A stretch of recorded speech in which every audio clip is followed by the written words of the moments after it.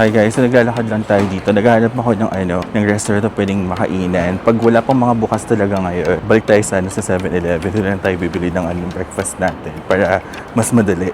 So, in-explore ko lang yung sa likod ng building namin, yung area na to. Mukhang maganda dito guys, kaso wala pa masyadong tao, as you can see. Hindi pa bukas yung mga stores. Nagtanong pala ako kay ate kanina kung merong malapit na laundry service dito sa area na to. Tapos tinuro niya ako dito sa side na to. Pero parang wala naman ako nakikita. Siguro tayo na lang natin in the next few days kung may mahanap tayo na laundry service dito. Pero for now, I think since sarado pa yung mga restaurant, punta na tayo sa 7-Eleven, doon na tayo bibili. At least doon merong rice, tsaka may nakita akong parang coffee. So, yun na lang yung gagawin natin. Dito ako ngayon sa Family Mart. Ang daming choices dito. Dami nilang variety of food. Tapos may mga rice pa sila. Tapos may mga chicken, may mga meat. Nakakatuwa. Ito yung orderin ko. Gutom na gutom, te. Nasa kamay na tayo. Uwi na ako. Lilihit lang natin.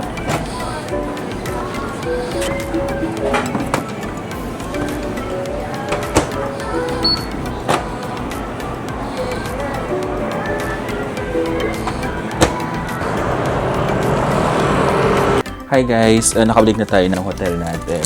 So I've decided na dito na lang ako mag-breakfast para after kumain, diretso na ako maligo at makapag-ayos for today's itinerary. So for today's episode, it's gonna be exciting kasi pupunta tayo sa Wulay. And super excited ako kasi finally we get to see the nature side of Taiwan. Yung may waterfalls, may fresh air. So escape muna tayo sa city. Pero quick kwento lang ha, medyo spicy yung simula ng araw ko na to because yung agency na kung saan ako nag-book. By the way, I booked this tour via Klook. Nag-message sa akin yung agency and then sabi nila na parang na-cancel daw yung English tour for today's trip kasi hindi daw na-met yung number of people na kailangan para matuloy yung yung tour na to. So they decided na i-move ako sa Chinese tour guide for this trip. So, I expect na lahat ng mga kasama ko doon, mga Chinese o hindi man, parang nakakaintindi ng Chinese. I was hoping na meron ding Pinoy kahit papano para, di ba, hindi ako left out.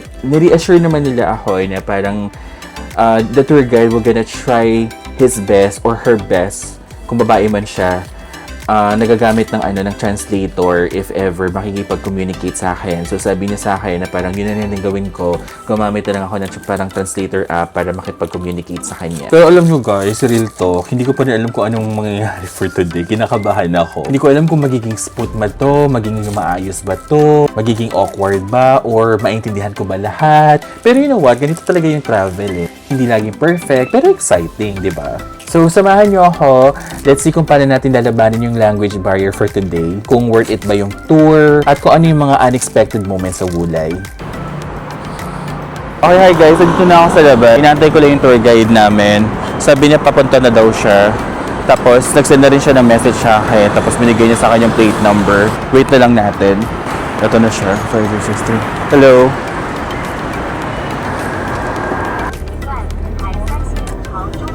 Palis na kami guys. We're gonna start the tour. Yeah. Turn it up now. 손 크게. Let it go. Pare-pareho ang eksena narito. Parang wala na akong galaw. Pinilit kong magkasya sa ritmo. Dito kami ngayon sa first itinerary namin. So ito na yung struggle ko. Wala akong maintindihan sa kanila. Puro sila Chinese. Ako natin yung Pinoy dito. Pero labad lang natin to. Kaya natin to. Malalagpasan din natin to guys. So, umili kami ng ticket para sa cable car ata. Pero ako na binayaran ko, pero umayad ako ng 300 yung TD. Tapos pumipila lang kami dito. Kasi mga kasama ko puro Chinese. Tapos nasabi ni Kuya, mag-ano lang daw. Mabalik to kami ng 12 PM. So, yun yung gagawin ko. Dapat 12 PM dito na ako sa baba. Anyway, meron naman kaming group chat. So, doon na lang ako magsasend ng message. Dito ako sa dulo ng keyboard. Ayan na siya. What's happening?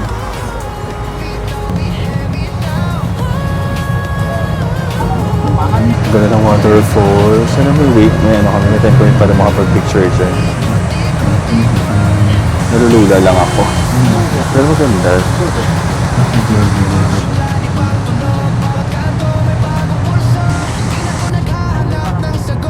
Guys, so ayun na nga, andito na ako sa pinakataas. Ang ganda dito, tingnan mo. Patikim pa lang yan, guys. So nagtanong ako sa isang Chinese na kasama ko sa tour na marunong mag-English. Sabi niya sa akin na kailangan na natin bumalik sa baba ng 12 noon. Tapos after yan na tayo, we will go to the next one. So may view dito. Ganda. Grabe yung Taiwan, guys. Parang naka-aircon yung buong Taiwan. Ganda ng ng area dito. Ito may waterfalls. Ito ba?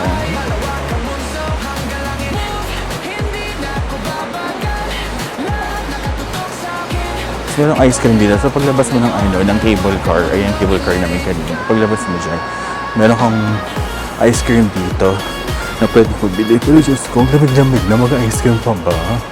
Pero kung gusto nyo, lambit nyo. Ayan, may mga numbers naman. Gusto nyo ng snack. Mura lang, $70, $60. Pwede na yan, 100. So ayan, akit na, Diyos ko, more akit nga, tama nga si Kuya. So, akit na tayo guys dito sa area na to. Buti may mga ganito yung parang every level may pahinga ka. So, pwede mong tingnan yung place o yung waterfalls.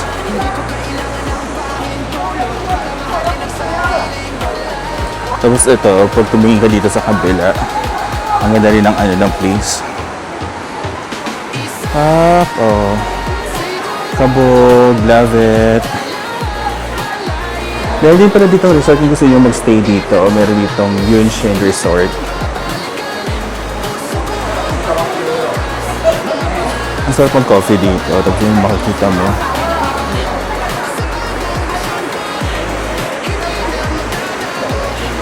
Umulan ba? Parang basa. O baka nature lang yun. Nature. Ito, ano dito?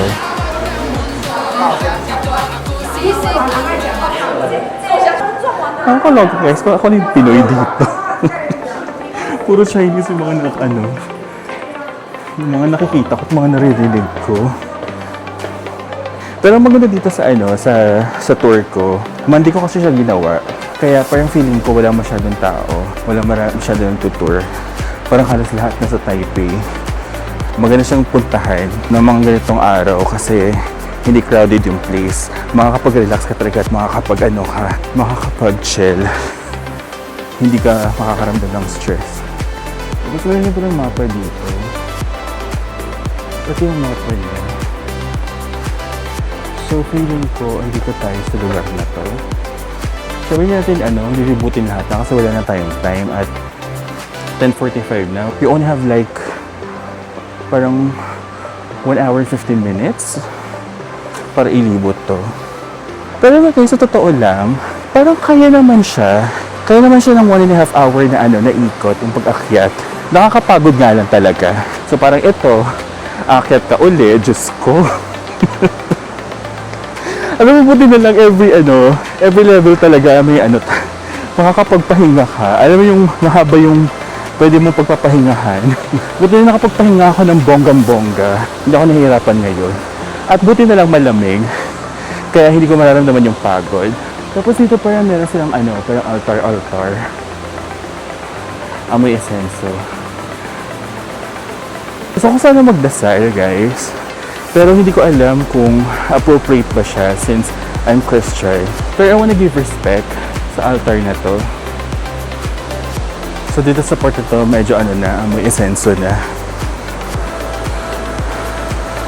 More nature. Ang sarap ng sound ng tubig, guys. Nakaka-relax. Tapos hindi pa masyadong crowded. So, ang perfect talaga. Kung hindi kayo naka-tour kagaya ko at gusto nyo puntahan to, pwede naman. Siguro mas okay yun. Kasi hawak mo yung oras mo, hindi ka nagmamadali, and at the same time, na-enjoy mo yung place. So, lakad-lakad uli, akit-akit na naman. Ako kaya ko naman. Minsan na naman kasi tayo dito, so ibongga na natin. Ay, ang ganda ng view dito. It's giving Benguet. Benguet? Ayun, so may nakikita na ako na dito na river. Daling sa waterfalls. Nakita ba ninyo? It's so amazing.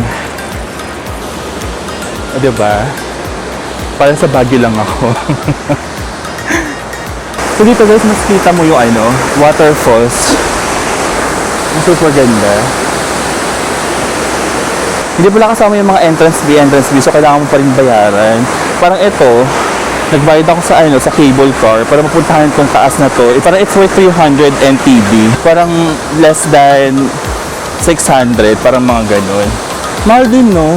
Pero okay na din kasi worth it naman yung pagpunta mo dito kasi ang ganda ng place. Tingin ko na ito sa pinakamataas kasi nakikita ko nitong Hibulto na to. Kasi nakikita ko ito sa YouTube eh.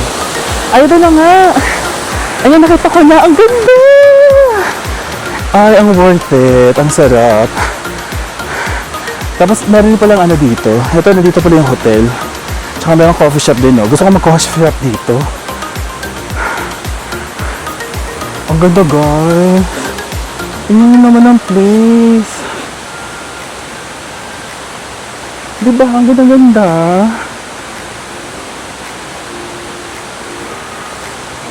Tara, libutin natin. So, alam ko paikot lang to eh. Ay, meron pa pala sa taas. Diyos ko. Akala ko ito na yun. Pero dito parang ang ganda na. Ayan mo, ang ganda. Fuck. Ayun ako may jowa ka. Ganyan-ganyan kayo. Mag-boat-boat kayo. Masulog mo yung jowa mo. Pag naasar ka.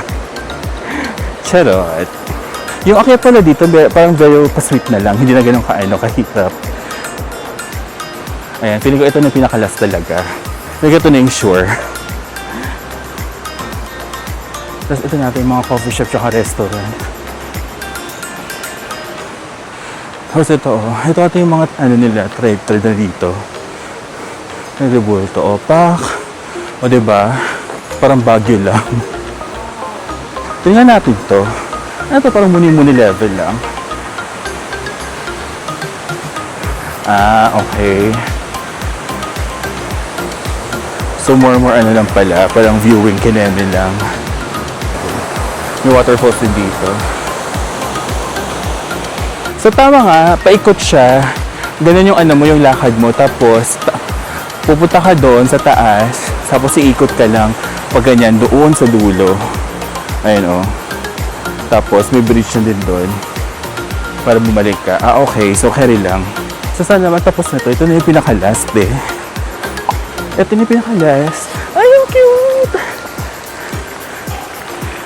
May mga may mga itik. May mga bibi. Bibi ba tawag dyan? Ang cute. Ang ganda ng swan. Alam mo, first time ako nakakita ng swan. Ay, may black swan. Ayan o. Nagtatago siya sa akin, nahiya siya. Hello! Nahiya siya. So, ito na yung pinaka-top guys.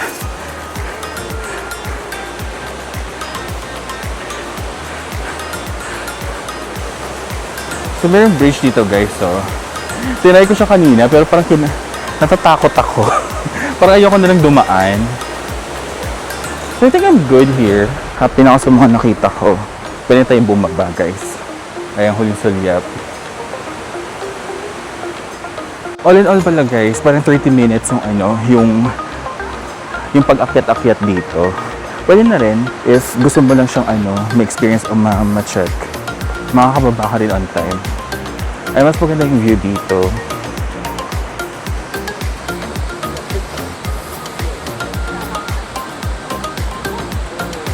Perfect. Ito mukhang matibay naman to. Try natin to. Ay, ang ganda ng waterfalls dito. Diba? Ang ganda. Ito kaya ko to. Yung bridge na to. Hindi ako natatakot. Doon kasi sa kabila, umuuyog-uyog eh. Kaya parang ayoko.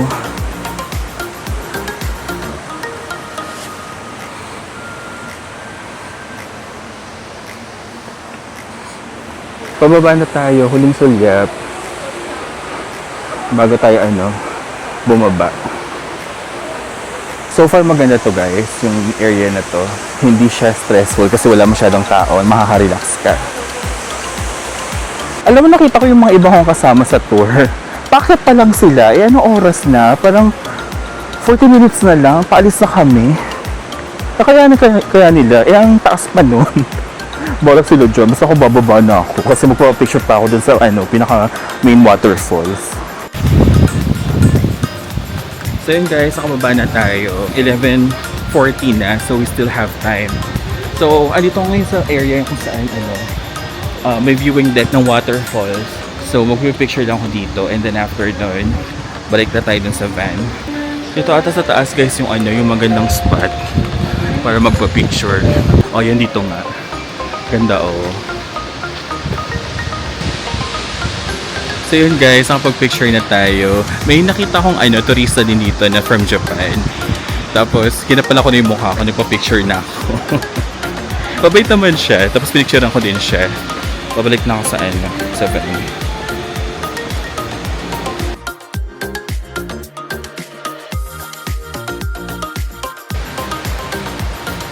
So, dito kami sa next na itinerary namin. Dito kami sa Nadong Forest Plan. So, parang nature din yung yung eksena dito. Ay, ang ganda.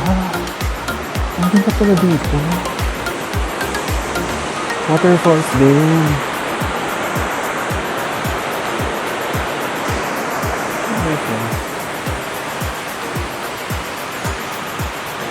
So, feeling ko naman dito pa rin tayo mag-exit mamaya. So, mamaya natin i-picturean to. Akatin muna natin. So, more hiking na naman ulit, guys. Pero alam nyo guys, hindi ko ini-expect na ganito siya ka-presko. Parang biglang nag-mute yung city noise sa utak ko. Yung kalmado ka lang, wala kang iniisip na problema. Alam mo yon, ang linis ng hangin, malamig, tapos yung tunog ng tubig sobrang calming. Tapos napansin ko lang, yung parang habang naglalakad ako dito, parang bumabagal yung yung pace ng paglalakad ko. Hindi mo kailangan magmadali. Parang pinapaalala sa ng lugar na okay lang huminto. Ang ganda niya guys in real life, promise. Hindi siya yung tipong kailangan mong pilitin or i-enjoy. Yung natural lang yung makikita mo. Tapos honestly, kahit tahimik tayo ngayon, enjoy ko yung moment na to na sobrang kalmado. Tapos guys, alam mo yun, yung parang pagpasok mo pa lang, iba na yung yung amoy ng hangin. Parang alam mo yung nakakahinga ako ng mas malalim without even noticing it or without even trying. Ito pala yung sinasabi nilang fresh talaga. Ito guys, ata yung parang dam nila dito. Ang ganda. Alam niyo feeling guys na na parang hindi mo naman kailangan na pumunta sa ganitong mga lugar. Not until nandito ka na at na-experience mo. Iba yung feeling at iba yung level ng satisfaction na mararamdaman mo. Parang feeling mo, nagawa mo na lahat ng gusto mo sa buhay. So parang ganun siya. Hindi ko siya hinahanap pero parang ngayon, ayoko nang umalis dito kasi ang ganda-ganda. Tingnan mo naman guys, ipapakita ko sa inyo yung pinakamagandang spot dito. Diba? It's so beautiful. It's giving Encantadia. Encantadia? Avisala Eshma. Charot. Pero kasi naman, diba, kahit dam siya, ang ganda-ganda kasi na itsura niya. Para siyang ilog. Actually, hindi ko alam kung lahat ng dam ilog. Nga pala guys, makwento ko lang. Alala yung sinabi ko kanina na nung pababa na ako, yung mga ibang kasama ko dun sa tour, paakyat pa lang dun sa sa parang lake ng ng waterfalls sa pinuntahan natin kanina. So yung ending, na-late sila sa pagbaba or sa sa oras na kailangan naming magbalik dun sa sa Vine. Parang it took them like 30 minutes bago sila nakarating at nakaalis kami dun sa area na yon. So parang dali yung schedule namin. Kaya si Kuya Driver, buti na mabait yung driver namin. Pero ang ginawa niya, humarurot siya kanina ng pagdadrive para makarating kami dito ng maaga. Parang sarap maligo. Pwede mo maligo dito. Tapos alam niyo guys, ang sarap dito kasi hindi ka nahihiyang mag-vlog kasi wala masyadong tao. Parang dead ba lang din naman kung kung may nakakita sila nagaganito. Kaya hindi ako nahihiyang mag-camera. Actually, dapat ginaganon ko kasi wala naman nakakakita sa akin eh. Parang dead ba sila? Ito nata yung pinaka main event. Main event. Kasi marami nagsastop dito eh. Ay, ito na pala yung waterfalls. Ang ganda naman pala ng waterfalls na to. Kaya pala nagsastop yung mga tao. Ayan, nag-aano din si ate girl.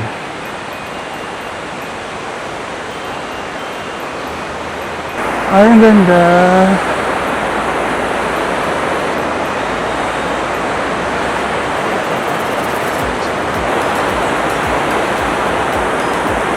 Tapos sa kabila din guys, oh, it's giving din.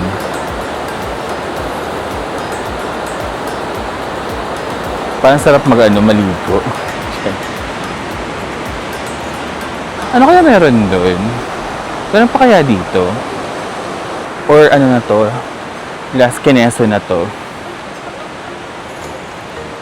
Ay, last spot na nga.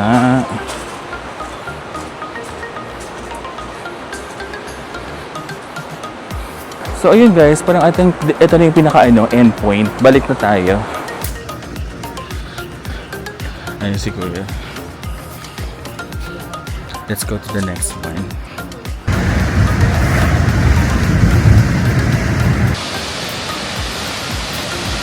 So bumalik ko dito sa area na to para magpa-picture daw.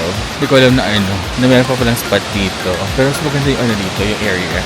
Mas maganda yung yung itsura. Kuha tayo ulit ng magandang picture. Mas magandang spot dito. Punta na lang pinapunta kami dito ni Kuya. Kasi mas gusto ko yung area dito ng photo taking. Tapos pag sa harap nito guys, so merong mga kainan kung gusto nyo kumain dito. Hindi ko lang kung anong tawag dito eh. So as usual, nahuli na naman ako sa mga kasama ko. Hindi ko alam kung nasaan na sila. Pero sabi ni Kuya, nandun daw siya eh. So puntahan na lang natin. Ang sarap ng mga food nila guys. So, parang gusto kong kumain. Saan kaya mga kasama ko? Gusto nakikita. Ayun, nakita ko na si Kuya. Nag-ahay siya sa akin. Nakakatawa si Kuya. Mabait siya. Kahit hindi kami nagkakaintindihan. Parang more sign language lang kami. Pero gusto ko yung yung ma-effort siya. So yung mga kasama kong Chinese.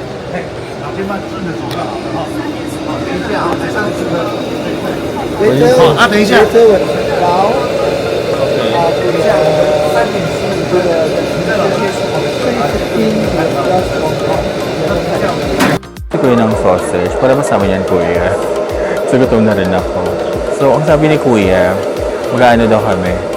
Mag-ride kami ng trains, tapos pagdating namin doon sa sa destination namin, we do have until 3:15 para maglibot-libot doon, and then punta kami sa police station, and then from there doon niya kami pipick upin.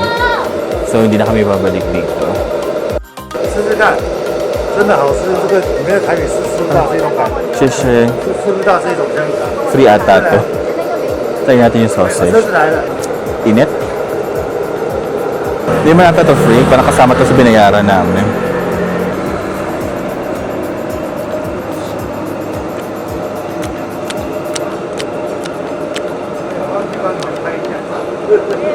Masarap, in fairness.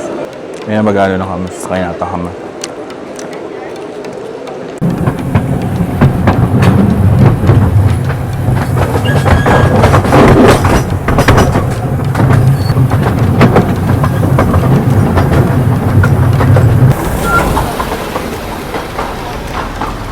So, dito na tayo guys sa next station.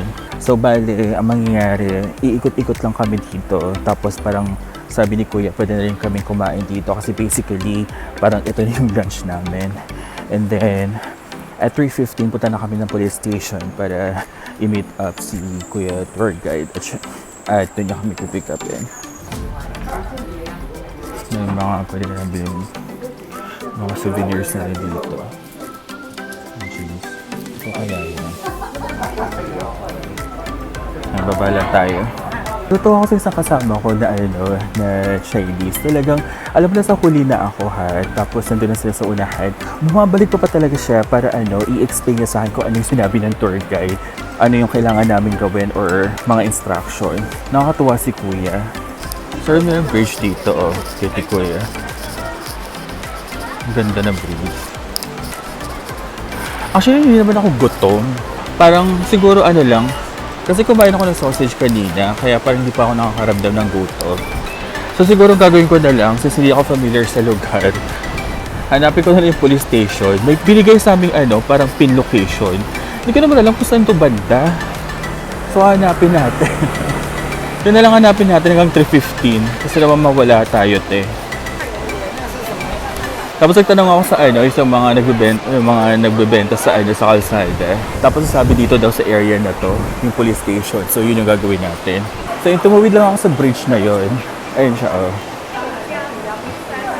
I think dito na tayo kakain. Tapos dito na natin hanapin yung police station. Feeling ko nandito na siya. Ayan, oh. So feeling ko ito na yung old town. Ang dami ng mga kainan dito. Pero sikat sa kanila yung sausage, no? Pero 45, 130, hindi ko alam kung ano ibig sabihin niya kung naka-Chinese.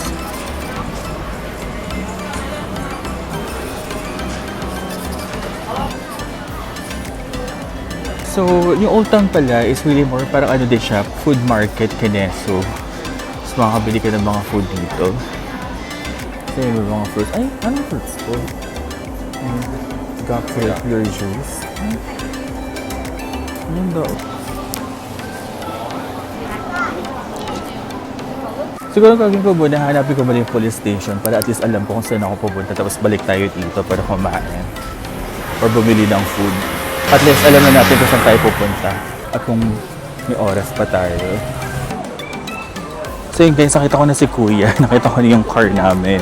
Tapos nakita ko na yung police station. Carry na ako. Hindi namin nakita kung yung parang alak-alak dito. Ayun o. Ano guys, sino bang uminom tayo? Ay, ano to? Parang siya. Sa mga vegetables. Okay, yung mga vegetables sila. Pero mahal 180. Oh, pero kung nakakainin ko.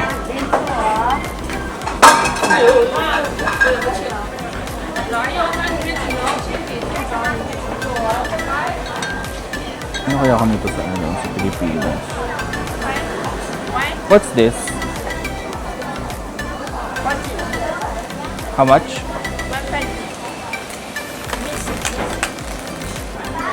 Parang gusto kong kumain kasi mahal naman. Parang gulay-gulay. Puro alak yung binibenta nila guys. So, manginginom siguro mga tao dito. If you love pussy. Alam mo yung ending. Nag-family mart ako. Tingin tayo dito. Kasi cute si Kuya.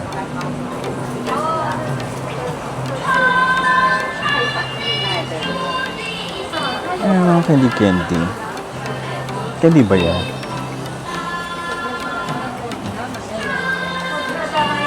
Ang cute naman ito, yung figure na ito. Ay, cute! Magaling pala siya. Ang cute na ito.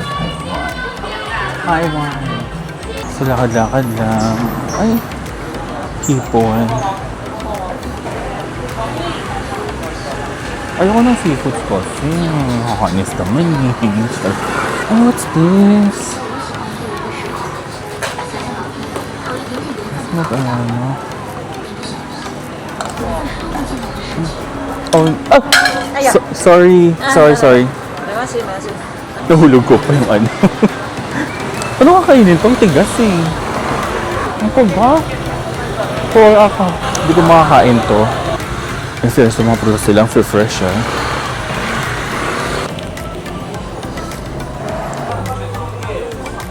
Ano sana to? Parang siyang dried. Parang ginawa nilang chips. Ay, gusto ko to. Moshi. Bagano kaya to? Gusto ko mag-milk tea. Milk tea ba to? Or talagang drinks? Feeling ko drinks to. Mga cocktail drinks.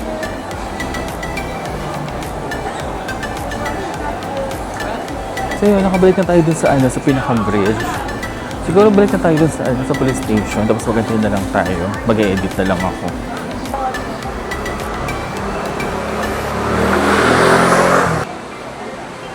Ganda naman sinato. Pagtawid mo ng bridge, ayun yung police station. Bungad ka. Tapos nakita ko si Kuya nandun, nakaparada. parada talaga.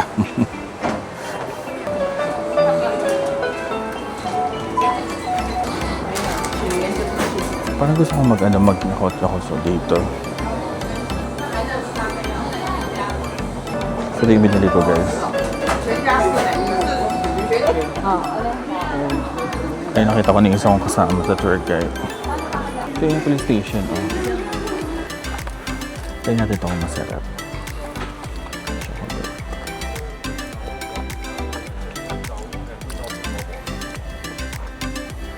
Okay lang. Lasang chocolate. So, wait lang namin yung mga iba namin kasama. Wala pa rin sila, per 4 minutes na lang. Siguro kumakain pa sila. Ako hindi na ako kumain kasi busog pa naman ako.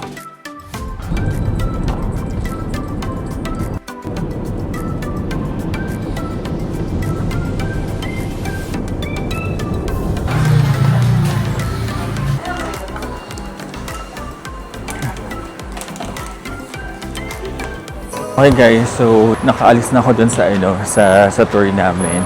Hindi ko alam pala na yung shop na yun yung parang endpoint ng namin ng tour namin. At doon na rin kami i-drop off. Akala ko ihatid pa kami sa sa mga bahay-bahay namin, hindi na pala. Pero okay lang, malapit lang din naman yung yung hotel ko dito. Lalakarin ko na lang. Ang dami nangyari today, like tour change, tapos mga language barrier, kasi mga puro Chinese mga kasama ko, even may tour guide. So malapit na ako sa hotel ko at tatapusin ko na rin yung vlog na to.